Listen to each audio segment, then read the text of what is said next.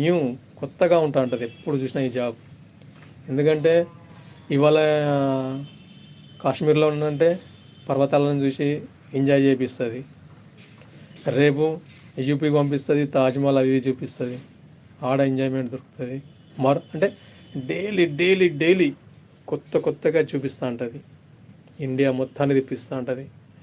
రూపాయి ఖర్చు లేకుండా మొత్తం ఇండియా మొత్తాన్ని చూపిస్తూ ఉంటుంది. మనం బీచ్ల కోసం ఫారిన్ కంట్రీకి వెళ్తుంటాం. మన ఇండియాలో కూడా చాలా మన ఇండియాలో ప్రపంచంలో ఉన్నటువంటి అందాలన్నీ మన ఇండియాలో ఉన్నాయి. అవి ఎవరికి తెలియదు.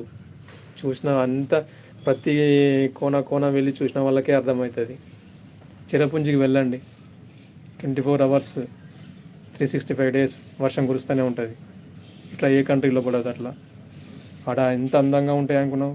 వాటర్ ఫాల్స్ ఇట్లా అన్నీ చాలా అద్భుతంగా ఉంటాయి. క్లైమేట్ కూల్గా ఉంటుంది, చూసి ఎంజాయ్ చేయండి.